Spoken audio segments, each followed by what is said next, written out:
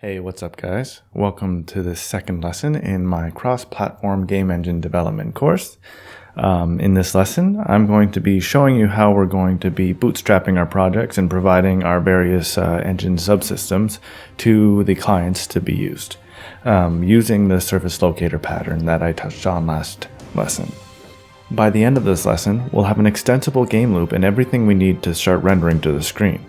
And as I like to say, a good person always cites their sources, so the entry point code is mostly taken / inspired by the Cherno's game engine series entry point.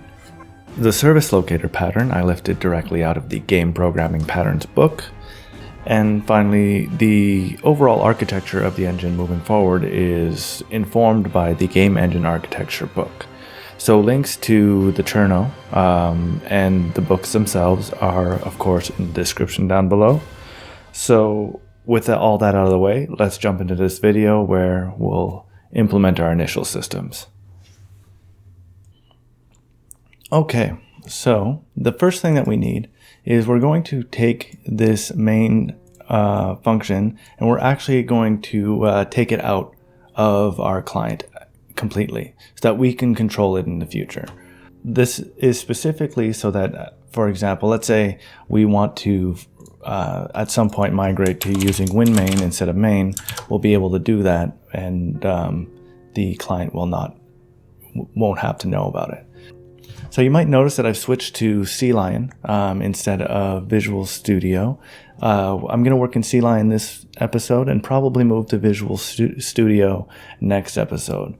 Full disclosure, I like CLion the best. I think for CMake applications, you can't really go wrong with CLion. So anyways, we're going to add a new file to our include folder here. And we're going to hit new, and we're just going to make a header file. We're just going to call it entrypoint.h. And we'll make sure to add it to Git. So what we're going to do is we're going to do a few things. So the first thing is we are going to expose the ability to define a new application to the client.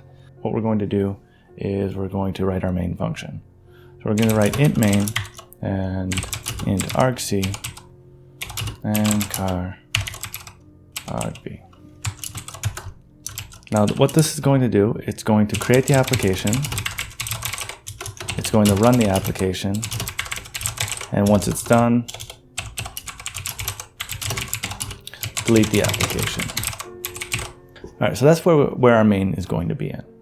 Now, what we're going to want to do from there is in our main.cpp, let's just take this and just to get what we had before. Let's move that over. Let's actually put that in. Move these up, put that inside here, and move this into our main function. All right. And then with that done, what we will go in inside our main.cpp, what we're going to do is we're going to include YouTube engine /platform /entrypoint.h. Now, in theory, that should just launch our application. It builds, and when we hit play, we get the same window we had before. So now our engine is providing a window to our client, right? And it's the exact same one we had before. Fantastic. So now what we want to do is now we can bootstrap whatever we want into our main application, right? So what are we going to want? We're going to want a application class, or we can call it the engine class, but let's call it game, actually. Let's make a game, right? So what we're going to do is create a new class. In our platform include, we're going to right click, new C++ class, and we're going to call it game. And this is what I like about the type snake case, is that this is automatically going to lowercase everything. And what we're going to want to do from there is take our game.cpp and actually move it into our platform folder here. Perfect. Once you add files in CLion, I should note you want to right click and hit reload CMake project. And what that'll do, that'll make sure it'll pull in any of the includes so that you lose all the warnings and everything works properly. So we have our game class here, and we have our game.cpp here. What we're going to want to do is we're going to want to give access to our main.cpp, our client. We want them to be able to create their own games using our engine. So we want them to be able to define their own game class, right? So what we're going to do is we're going to provide a default constructor for game, just because we should, and might as well do a default destructor as well, right? So we are going to define as external a function that returns a game pointer called createGame. Now, what we're going to do to make sure that this is working is we're going to go into our entry point.h. We'll make a new section for headers for stuff we're going to keep. We're going to include here YouTube engine /platform/game header. And just the first thing we're going to do here where it says create the application, we're actually going to say create the game. And we are going to say auto the game equal create game. Now, if we build this now, it's going to complain that, it might not even complain. Yeah, it's going to complain that the game, create game has not been provided. So what we need to do here is go into our main.cpp, and we're going to start creating our game as part of the client application. So we're going to say class, let's say YouTube game, and it's going to extend, first we're going to need to include YouTube engine platform game.h, which actually we probably didn't need to, but it's good to be explicit. And we're going to extend game, and what we're going to do is we're going to create a new constructor called YouTube game. It calls the base constructor, and what it's going to do, it's going to say hello YouTube game.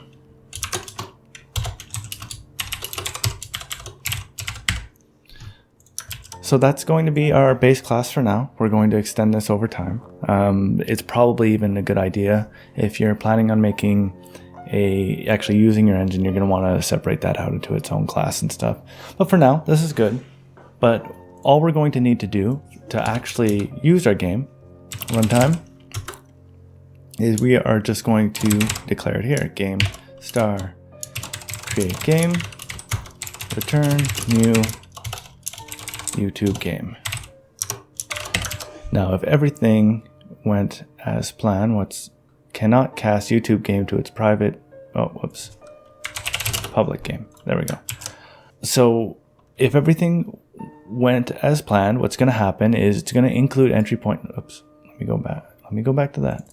It's going to include entry point.h, which is going to be the main function. The main function is going to open the window and then create the game. Create game is an externally defined function that is provided inside the client here, where YouTube game is being returned and created. So in theory, we should see hello YouTube game show up when we hit the run button. And when we build that, you'll see all the errors go away. And when you hit play, it didn't work. Why didn't it work? Oh, that's my fault here. So that didn't work because we put this after our main loop here. So let's just move all this down, because we're going to be replacing that in a bit. So we'll remove this hello world, because that's basically what we're doing. And we hit play on that now. And now we should see hello YouTube game. All right. And then we see hello YouTube game. Now, what we're going to want to do at this point is we're going to want to have all this window logic abstracted out, or at least not inside the main function. We're going to actually make sure that it's running within our game.h, or our game class. So the first thing we're going to do is create a couple of default, so a couple of constructors that we're going to want. So there's going to be the base constructor, which we're actually going to implement And there's also going to be game string. And we're going to want to include string. And we're going to call this window title. So those are constructors. Other than our main constructors, what we're also going to want to do is have a run function, and this will run the main application or run the main game, and that's probably all we need for now in function wise anyway. In our private functions, we're going to want some private stuff. We are going to want a void initialize services and void shutdown services. So this is the basic structure of our game application. It's going to build the application where it's going to initialize all our services, and then when everything is done at the end, it's going to shut down all the services. So let's generate all of those. CLion has a bunch of warnings built in, which is one of the reasons I like it, where it's going to tell us stuff like we should mark that explicit so that it's not automatically going to convert something to the string, that you've got to have something. Yeah, it's got to be explicit. Build that. We'll build the run function. We'll build initialize services. And we'll build shutdown services. All right. So the reason we're overriding this base constructor is we're going to give it a default window title by calling the other constructor game. Let's say new YouTube engine game. And within our other constructor, what we're going to do is we're going to initialize our services. Now, I just noticed that we're not storing the window title anywhere, so what we're going to do is we're going to create a title and make this window title. And we'll go back to our game header. And what I like to do here, I like to separate my variables from my functions. So I'll just do that, and then here what I'll have is I'll have an std string, string title. And what that'll do, that'll make it so that when we come in here, oops, where did it put it? Oops. So CLion didn't like that since we defined our create game in this function. It thought that all of our game functions belong there as well. So I just moved that to the game.cbp. So here again, it says pass by value and use std move. And I'm pretty sure that's what this does, right? So notice how earlier it said that it should be a const reference, but then after I used it as an argument, it said, hey, maybe you should use move semantics. And you know what? That's probably what we should do. So that's what we do there. If you're interested in move semantics and how all those work, eventually I plan on adding that to the C++ course that I am building. So another thing that we're going to need that I just realized is a running variable. So in order for the game to run and to know when it should stop running, we're going to need a Boolean here, and we'll call this running. And then here inside our game.cpp, we will running true, since we want it to start running immediately. So what is initialize services going to do? What it's going to do is it's going to provide a window. So it's going to create a window and provide it for us. So we made this the beginnings of that last time. Let's look at what we did. So notice how we have a provide function here. Where are we calling this? We're calling it in engine YouTube init, right? So let's go into our engine, and this is what we're doing. So instead of doing it here, what we're going to do is we're going to copy this, and we are going to go into our game.cpp, initialize services, and we're going to do it there. Now, I don't like the name custom window, but first let's include our service locator. YouTube engine platform service locator. So I don't like the name custom window. So we call it custom window here just because it was a GLFW window. What we're going to do, we are going to rename this. We're going to call it Windows window, or call it multi-platform. That's more descriptive, at least. Multi-platform window, that's much better. And in our game.cpp, it should have been here. So now we can include YouTube engine, not YouTube engine. What we will include is GLFW window. Actually, let's rename that as well. So refactor, rename, multi-platform window.h. Now what this does, the reason I called a multi-platform window is because in theory, GLFW should work on every platform. So hence multi-platform. But let's say for some reason we're getting problems with GLFW and we want to go pure native Windows window on Windows. This will give us the ability to do that. So we'd be able to do like a if def Windows and then end if, and then provide a Windows window here, right? So, but we're not going to do that. We're going to make a multi-platform window. And we're going to multi-platform window.h and a new multi-platform window. So we've provided a multi-platform window. Great. That's everything we need to do inside our initialize services.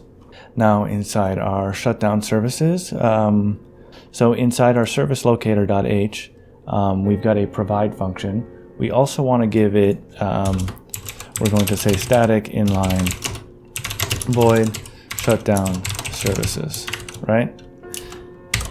And then we are going to say, let's just say shutdown window. So in shutdown window, we'll go static inline void shutdown window. And all we need to do is window.reset, which we'll call the Windows destructor, and we will just set it to null pointer. So that's all we're going to do for now. What that's going to do is it's going to call our window class and then call the destructor on our Windows class, which is window class, which is not really being done. So you'll notice here again, last time we said virtual void, virtual bool. I personally like to leave it there, but in CLion it'll tell you that virtual is redundant. So if you wanted to, because it says override, we know it's a virtual function, right? So we'll just follow CLion's directions there. All right, so what we're going to do is now inside our game.cpp, we can call our service locator shutdown services, and that will shut down the services when we want it to. So we're going to take initialize services, shut down services. What we're going to do now is we're actually going to implement a destructor. And let's put that in the correct spot, right under the constructors where I like them to be. And in here, I will call shutdown services. Done. So those are being called, those are being used. And now finally, what we have left to do is set up our run function.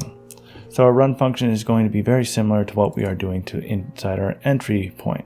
So YouTube engine init is no longer being used. That was just demonstration purposes last time. So we can delete that. We can delete our engine.h. And we can delete our engine.cpp. So now that we've gotten rid of engine.h, we'll delete that. What we will do is move some of this stuff into our loop, inside our game loop. So when we run, we are going to open the window, and then we are going to go into the game loop. Now, what we did before is we went into an endless loop that triggered only off of the window state, right? Now you might not only be the window that wants to shut down the application. So we've actually got to separate this out, and that's what this running variable is for. So we are going to say while running, and then we're going to put an if.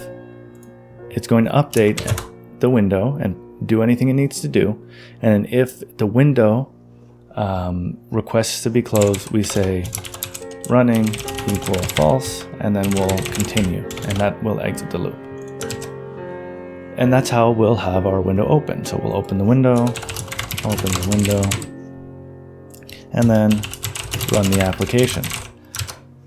Now you can start seeing the structure of what this is going to look like. You're going to have here, inside our while running loop, you're going to have it's going to update the window, then it's going to update game state, then update physics, and draw, right? It's going to do stuff like that. And then inside initialize services, it's going to like provide a window. It's going to like initialize input system. It's going to initialize the renderer and all that kind of stuff, right? So we've got a fairly extensible system now. And the last thing we need to do is that in our entry point, .h, we are going to call the game run, and this will run the game. And then once we're done, we're going to delete the game. We're just going to say delete the game. So what delete the game is going to do, it's going to destroy it and call the destructor that we implemented, which is going to then shut down all the services. And shut down services, the reason we abstract it out is to make sure that we can ensure we shut down services in the correct order. Usually it's going to be in the opposite order of the way you initialize them. Usually opposite order of initialized. So yeah, that's what we're going to do. So in theory, that should be everything we need. So let's hit the build button, see if there are any errors. There is an error, engine.cpp. So if you get that error, what you're going to want to do is right click here and just reload CMake project. That's from the fact that I deleted the engine.h and engine.cpp, but the cache, I almost said cache, like the Cherno, a bad influence Cherno. Yeah, just reload the project and build, and that should solve that issue. Now if we play, what happened? So it says hello YouTube game. It went up. It ran while running if probably this. Yeah. So if it requests to close, then it closes. So remove that not. Otherwise, it does fine. And now we have an application running within a scaffolded framework doing just this. One thing before we actually move forward on what we're going to do. What we're going to do is I'm going to show you how this is going to be extended in the future. All right, so what we're going to do now, to show you how this is going to be extended in the future, what we're going to do is we're going to create a protected section here. Protected section. And what we're going to do is we're going to declare a virtual void update function, float delta time.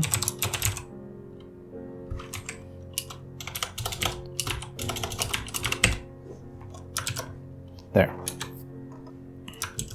Now what that's going to do is it's going to, this is how our updated game loop is going to be called. So and this is where you're going to hook into the rest of the engine on the game loop, right?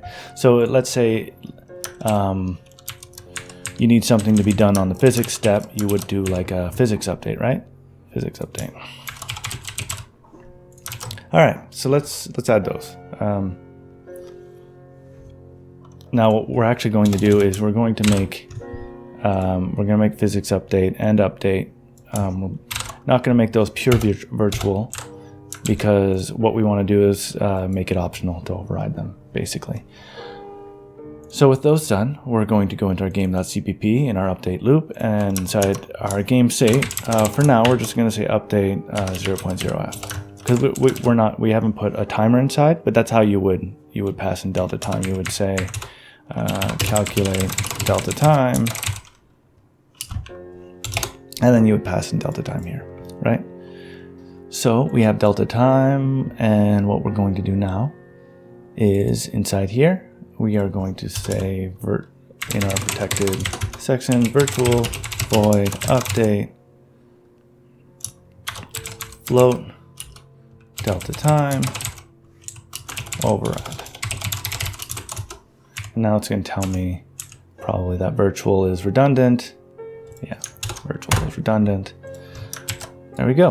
And in here we'll say stdcout I'm updating.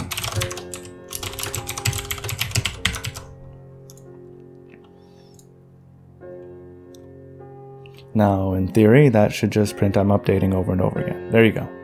You can see it happening. And we'll close that. Everything's good.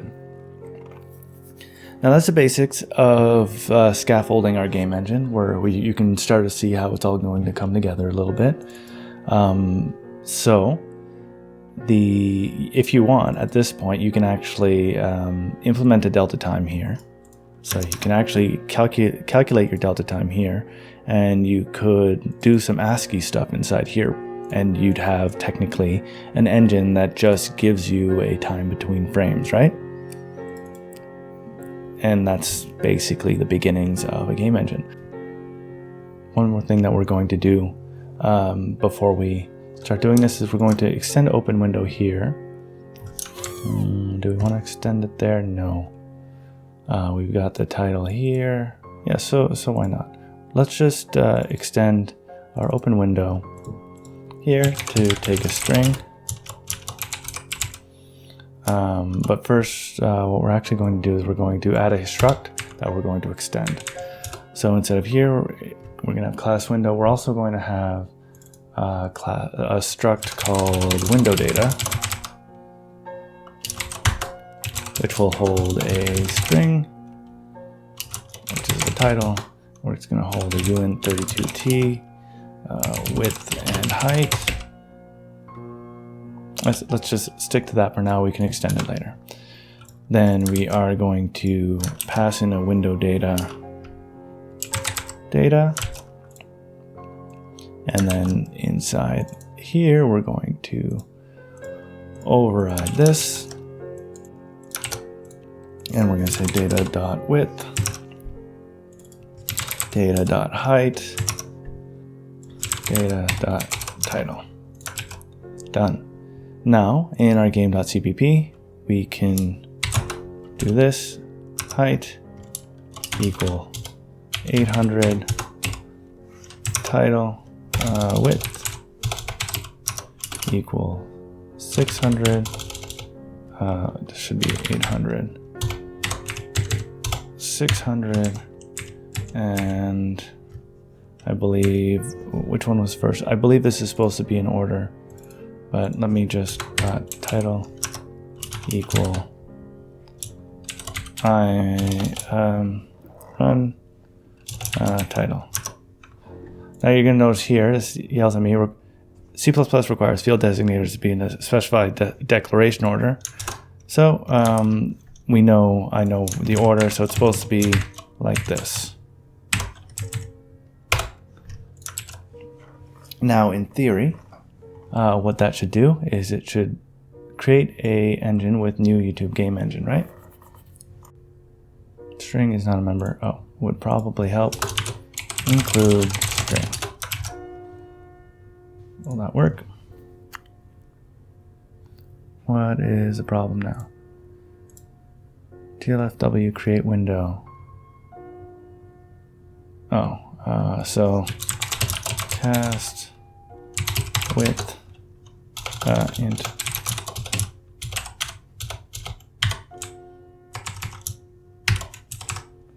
static cast int data.height. What is the problem now? And this needs to be .cstring. Done. Now, does that work? Yes, that worked. So now if we hit play on that, new YouTube engine game, which is exactly what we want. And finally, to show it going from start to finish, one is I'm going to take off this update count because we don't want it to keep on doing that, but we are going to say YouTube game.